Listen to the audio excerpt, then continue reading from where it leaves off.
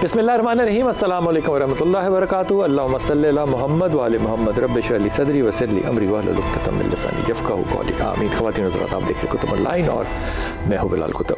खुदा ना करे कि किसी के घर में भी कोई बीमारी आए, लेकिन आज का मौजू जो है ये बड़ा मुख्तलिफ है। आम तौर पे हम गुफ्तगू करते हैं सिर्फ इस चीज़ पे कि फ़लाँ चीज़ है, मिसाल के तौर पे वो बीमारी है, कोई इशू है, तो उसका इलाज जो है वो तिब नबवी में या हिकमत में कैसे आएगा, फिर उसका इलाज हम ढूंढ लेते हैं। लेकिन एक चीज़ जो है, ये जो मेन स्ट्रीम मेडिसन है, इसको मैं एलोपैथी अगर कहूँ तो इजाज़त दीजिएगा। मेन स्ट्रीम के अंदर तो है आजकल जो अल्टरनेटिव मेडिसन है वो भी बड़ी इन होती चली जा रही है।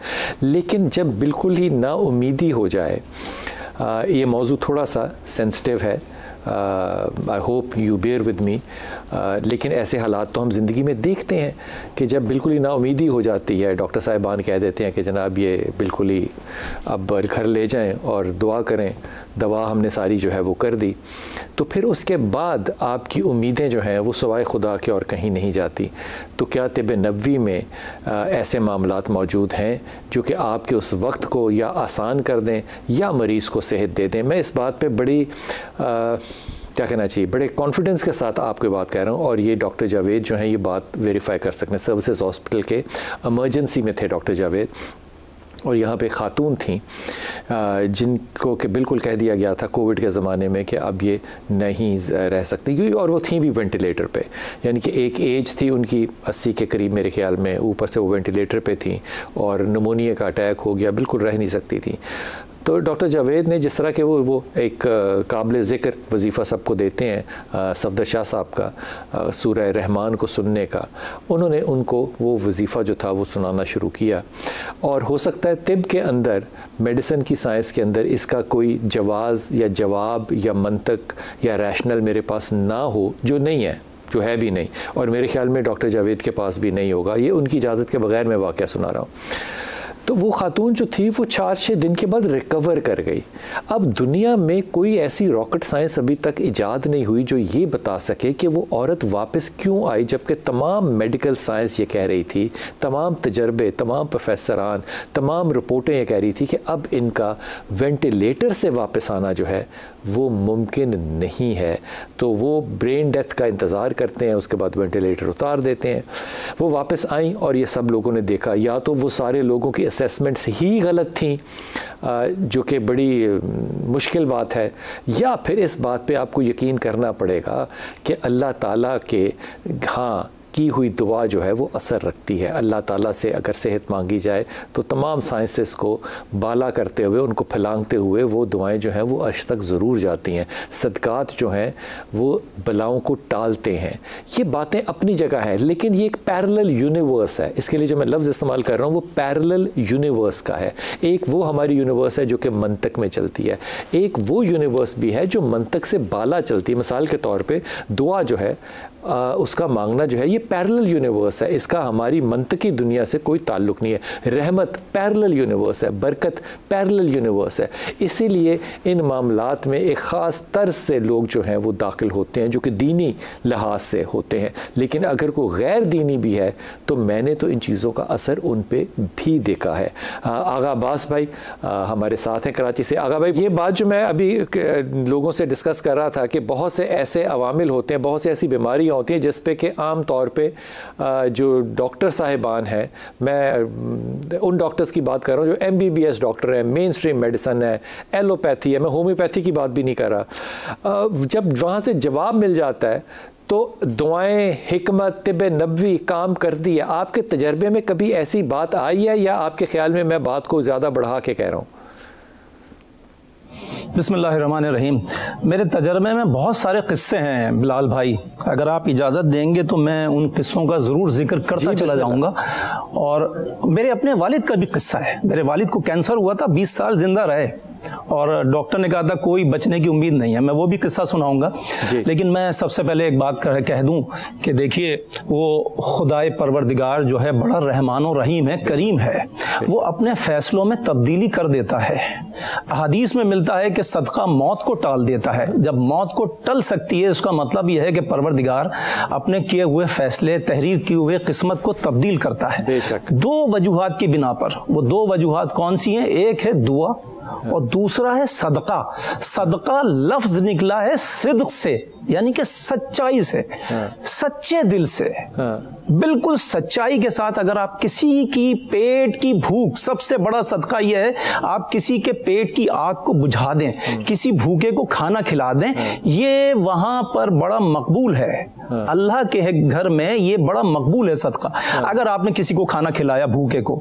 تو دیکھیے میں عرض کروں گا سب سے پہلے ایک واقعہ کہ امام جعفر صادق علیہ السلام کے پاس ایک شخص آیا اور اس نے کہا کہ مولا مجھے تمام جو اطباء ہیں جواب دے چکے ہیں اور مجھے ایسا مرض لاحق ہے کہ اب ڈاکٹروں نے کہا ہے, طبیبوں نے کہا ہے کہ کوئی اس کا علاج ممکن ہی نہیں ہے, میں کیا کروں, آپ کو علاج بتائیے.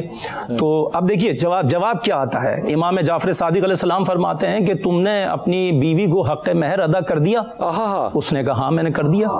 تو انہوں نے کہا کہ جاؤ حق مہر کے پیسوں میں سے شہد خرید کے لاؤ.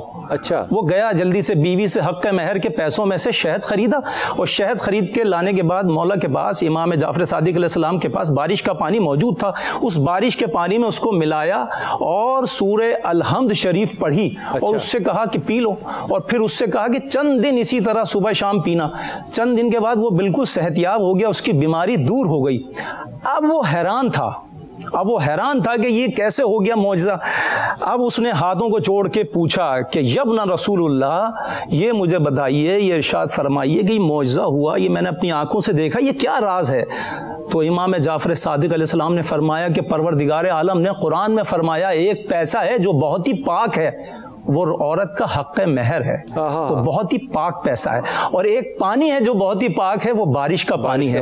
جب ان دونوں پاک چیزوں کو آپ نے ملایا اور اس پر اللہ کا کلام سورہ الحمد کی تلاوت کی, تو اس کے بعد اللہ نے آپ پر رحم کیا اور آپ کی مہلک بیماری کو دور کر دیا. تمام اطباء عاجز تھے. اب سوالات یہاں پر یہ اٹھتے ہیں, مجھ سے فیس بک پہ بہت ساری خواتین پوچھتی ہیں کیا صرف مرد پی سکتے ہیں یہ پانی حق مہر کا, حق مہر سے خریدا ہوا شہد کا پانی؟ نہیں, عورتیں بھی پی سکتی ہیں. اور یاد رکھیے حق مہر کا پیسہ جب آپ کو حق مہر مل جائے, یہ بہت خاص ترین پیسہ ہے, اس کو آپ سنبھال کے رکھیے.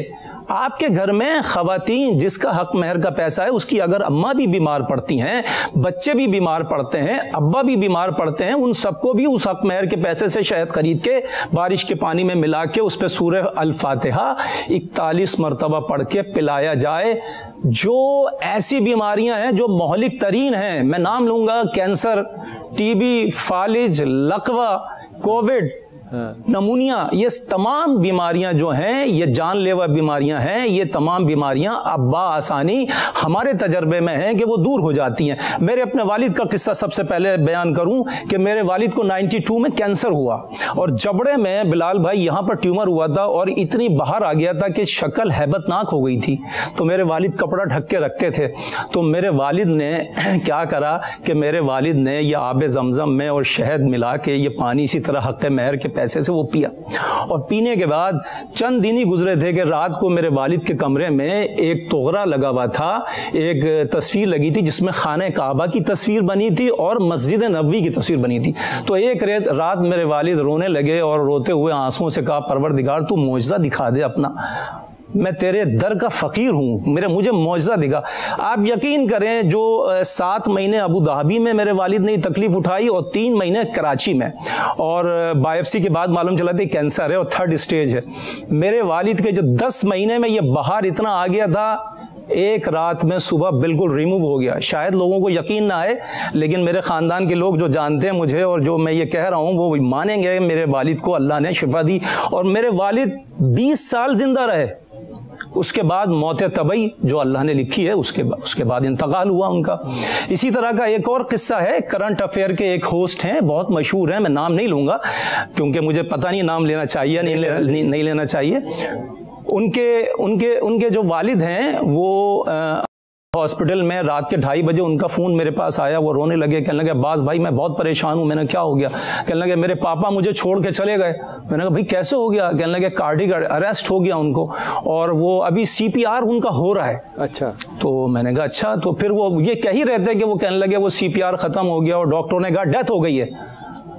تو میں نے کہا میاں آپ ایسا کیجئے, ان سے ایک بار اور ریکویسٹ کیجئے کہ CPR دوبارہ ایک بار اور کریں, اور آپ مائک کھولیے, میں کچھ پڑھتا ہوں دعا. تو انہوں نے ریکویسٹ کی ڈاکٹروں سے میرے سامنے. ڈاکٹروں نے کہا ٹھیک ہے, دیکھیے خطرہ تو ہے, پسلی وسلی نہ ٹوٹ جائے, دوبارہ آپ کہہ رہے ہیں. انہوں نے کہا نہیں آپ کریں, میں ریکویسٹ کرتا ہوں. انہوں نے ایک بار اور CPR کیا. میں نے سورہ الحمد شریف پڑھی, سورہ الحمد شریف پڑھی, نعت علی پڑھی اور زیارت وارثہ پڑھی, اور پروردگار کو واسطے دیے. آپ یقین کریں ان کی سانسیں CPR کوشش بندے نے کی, لیکن رحم اللہ نے کیا, اور اس کلام پاک کا نتیجہ یہ تھا کہ وہ صاحب واپس آ گئے, ان کی سانسیں بحال ہو گئیں, 5.5 سال زندہ رہے. اور آپ کہیں گے تو پروگرام کے بعد میں ان کا نمبر دوں گا, آپ ان سے تصدیق کر سکتے ہیں. اسی طرح اسلام آباد میں ایک کووڈ کے مریض تھے ہمارے, تقریباً 70+ تھے, اور ان کو نمونیا بھی ہوا ساتھ میں نمونیا ہوا, کووڈ تھا. ڈاکٹروں نے ان کو جواب دے دیا تھا, ان کی جو آکسیجن سیچوریشن تھی بے انتہا خراب ہو چکی تھی. ڈاکٹر نے کہا کہ بچنے کا کوئی چانسز اب ہے نہیں. تو آپ یقین کریں میں نے ان کو کچھ صدقے بتائے. میں نے ان سے کہا کہ آپ صدقہ دیں ان کا. انہوں نے کہا کیا دیں صدقہ؟ ہم نے کہا گندم کی روٹیاں لے لیں, اس میں تھوڑا سا سالن یا دال وال اندر رکھیں, اور آپ ان کے ہاتھ سے ٹچ کر کے کسی فقیر کو یا کسی بھی مسکین کو آپ دے دیں, اور آپ ان کے لیے دعا کریں. انہوں نے کہا نہیں اس سے بھی زیادہ کچھ اور بتائیں, ہم کر سکتے ہیں. ہم نے کہا کچھ سموسے لے لیجئے, 50-60 سموسے 50-60 لوگوں کے ہاتھ پہ رکھیے, ان سے کہیے میرے مریض کے لیے دعا کیجئے. 3 دن کے بعد ان صاحب نے آنکھ کھولی ہے, اور ان کی آکسیجن سیچوریشن بالکل نارمل تھی. اور مزے کی بات بتاؤں, ان کا نمونیا بھی اسی صدقے سے اور دعا سے ٹھیک ہوا, اور ان کا کووڈ بھی گیا, اور وہ بھی لاہور میں ابھی بھی زندہ ہیں, سلامت ہیں ماشاءاللہ سے. آغا بھائی, اور بلال بھائی مزے کی بات یہ ہے کہ پڑھے لکھے لوگ جو ہے نا وہ شاید اس کے اوپر کمنٹ کریں یا اس کے اوپر یقین نہ کریں, لیکن میں آغا بھائی میں سوال چھوڑ کے گیا تھا کہ اگر کوئی غیر مسلمان ہو یا کوئی ایسا شخص ہو جو کہ یقین نہ کرتا ہو, اپنے آپ کو زیادہ قابل پڑھا لکھا سمجھتا ہو, اس کے لیے دعا یا صدقات جو ہیں وہ اسی طرح اثر کرتے ہوئے دیکھیں آپ نے یا نہیں؟ جی ہاں, دیکھیے ہمارے استاد محترم ایک قصہ سناتے ہیں, اور جو بالکل حقیقت ہے, کیونکہ وہ اس پہ بڑی ریسرچ انہوں نے کی. امریکہ میں کینسر ہاسپٹل کے اندر ایک دفعہ ریسرچ ہوئی اس بات پر کہ مسلمان صدقہ دیتے ہیں, اس پہ یقین رکھتے ہیں. تو صدقے پہ ریسرچ کی انہوں نے کچھ مریض تھے جس میں زیادہ تر غیر مسلم تھے اور 2-1 مسلمان تھے. انہوں نے یہ کہا کہ بھائی ہم نے یہ سنا ہے کہ صدقے سے انسان ٹھیک ہو جاتا ہے, وہ بھی ایک دوا ہے, وہ بھی ایک علاج ہے, تو ہم اس پہ ریسرچ کر رہے ہیں. تو انہوں نے ریسرچ یہ کی, انہوں نے کہا غریب ملکوں میں کچھ کھانا بھجواتے ہیں, مثلا بریانی کی دیگ بھجوا دیتے ہیں, بریانی کھلاتے ہیں غریبوں کو, مسکینوں کو. تو ان میں سے کچھ مریضوں نے حصہ لیا جو غیر مسلم تھے, انہوں نے حصہ لیا. انہوں نے کہا ہم ٹھیک ہے اپنا پیسہ ہم دیتے ہیں, یہ بھجوائیے آپ. اور کچھ مریضوں نے انکار کر دیا. اب وہ مسلمان بھی تھے غیر مسلم بھی تھے, انہوں نے انکار کر دیا, وہ نہیں مانتے تھے اس بات کو. جنہوں نے مانا اور جن کے پیسوں سے وہ کھانا یتیم خانوں میں بچوں کو, یتیم بچوں کو کھلا کے ان مریضوں کے لیے دعا کی گئی, بلال بھائی آپ میری بات پہ یقین کریں, وہ مریض بچ گئے, وہ مریض کافی عرصے تک زندہ رہے, اور جنہوں نے بلیو نہیں کیا تھا وہ مارے گئے. یقین بہت بڑی بات وہ مر ہے. گئے. بالکل اللہ نے یہ رحم کے جذبے کے اندر اللہ نے بہت کچھ رکھا ہے. یہ جو رحم کا جذبہ ہے نا, یہ صرف پروردگار پسند کرتا ہے اپنے بندوں کے لیے, اپنی خلقت کے لیے, اور وہ شہرک سے قریب ہے. شہرک سے کیسے قریب ہے؟ یہ جو ہماری اگر ہم بیماریوں کی طرف آئیں تو آج کل جو ہے, آج کے دور میں جو ہے وہ 2-3 بیماریاں بڑی ٹاپ آف دا لسٹ کے اوپر ہیں. مثال کے طور پہ آج کل ہم جس دور میں سے گزر رہے ہیں اس میں کووڈ ختم ہوا ہے, ابھی ختم ہوا تو نہیں ہے لیکن ذرا لیسر ڈاؤن ہوا ہے. اگر کووڈ کا پیشنٹ ہو اور اس کو ساتھ نمونیا بھی ہو, یا دونوں صورتوں میں طب نبوی میں یا حکمت میں اس کے لیے کیا سجیسٹ کیا کریں گے, کھانے میں یا میڈیکیشن میں یا ادویات میں؟ دیکھیے میں سجیشن دوں گا, اگر کوئی نمونیا کا پیشنٹ ہے یا کوئی کووڈ کا پیشنٹ ہے تو وہ کیا چیز غذا میں استعمال کرے. جیسے میں نے جو کے ستو کا ذکر کیا, جو کا ستو اگر گھول گھول کے پلایا جائے تو میں یقین کے ساتھ, دعوے کے ساتھ کہہ سکتا ہوں کہ جو کے ستو کے میں نے اتنے کمال دیکھ رکھے ہیں کہ 20 سال بستر مرگ پر انسان زندہ رہا ہے اور صرف جو کا ستو پیتا رہا ہے. جو کہ ستو میں پوری مکمل غذا ہے, تمام جتنے بھی آپ کو ملٹی وٹامنس چاہیے سب اس میں موجود ہیں، اور غذائی کمی کو دور کرتا ہے، اور انسان کے جسم پر گوشت رہتا ہے. یہ نہیں ہے کہ انسان کمزور ہو جائے گا، پتلا ہو جائے گا، انسان کے جسم پر گوشت بھرپور طریقے سے رہتا ہے چوکا ستو پینے کی وجہ سے، اور انسان زندہ رہتا ہے. دوسری ایک چیز، اگر انسان چاہتا ہے کہ چاولوں میں روایات میں ملتا ہے بہت زیادہ شفا ہے، لیکن چاول کون سا؟ یہ جو براؤن رائس ہوتا ہے، براؤن رائس کا آٹا بنا لیجئے، آٹا لے کر اس کی روٹی پکا کے اگر مریضوں کو کھلایا جائے تو مریض بہت تیزی سے شفایابی کے عمل سے گزر جاتا ہے. اور اس کے علاوہ میں عرض کروں، یہ جو کلونجی ہے، یہ کلونجی جو ہے اس میں اللہ نے بڑی شفا رکھی ہے. رسول اکرم صلی اللہ علیہ وسلم نے فرمایا کہ موت کے علاوہ ہر بیماری کا علاج موجود ہے. امام جعفر صادق علیہ السلام فرماتے ہیں کہ اگر رات کے آخری پہر میں اگر کلونجی کو کھایا جائے شہد کے ساتھ ملا کے، تو رات کا آخری پہر کون سا ہے؟ یعنی کہ اگر 5 بجے فجر ہو رہی ہے آج کل کراچی میں، تو 4 بجے سے لے کے 5 بجے تک یہ رات کا آخری پہر ہے، آخری گھنٹہ ہے. اس کے دوران کسی بھی وقت فجر کی اذان سے 10 منٹ پہلے، 5 منٹ پہلے، آدھے گھنٹے پہلے آپ اگر 7 دانے کلونجی کے یا 14 دانے، اگر گرمی کم ہے تو 14 دانے، گرمی زیادہ ہے تو 7 دانے کلونجی کے، اتنا سا ایک معمولی سا شہد کے اندر ملا کے اگر آپ سورہ الفاتحہ 7 مرتبہ پڑھ کے اگر کھلا دیں گے مریض کو، تو مریض شفا یاب ہونا شروع ہو جائے گا. سانس کے مریض کو اگر سانس صحیح نہیں آ رہی ہے، ایک پوٹلی میں اجوائن کو باندھیں، اجوائن کو باندھنے کے بعد مریض کو سنگھائیں، اس کی سانس صحیح آنا شروع ہو جائے گی. یہ جو میتھی دانہ ہے، میرے پاک نبی صلی اللہ علیہ وآلہ وسلم نے فرمایا کہ میتھی دانے کے فائدے اگر قوم کو پتہ چل جائیں، امت کو پتہ چل جائیں، دنیا کو پتہ چل جائیں، تو سونے سے بھی زیادہ مہنگا بیچنا شروع کر دیں گے اس کو. میتھی دانے کا 1 ٹی اسپون اس کا جوشاندہ بنائیں، اور جوشاندہ بنانے کے بعد سانس کا جو مریض ہے، کووڈ کا جو مریض ہے جس کو سانس صحیح سے نہیں آ رہا، اس کو وہ چسکیاں لے لے کے نیم گرم پانی میں بنا کے دیں، اور وہ پیے گا تو اس کو سانس بھی صحیح آئے گا، بخار بھی اترے گا، اور اس کے ہاتھ پیروں میں طاقت آ جائے گی. اتنا فائدہ ہے. بتائیے گا جوشاندہ کس کو کہتے ہیں؟ میتھی دانے کو لے کے کیا کرنا ہے جس سے جوشاندہ بن جائے گا؟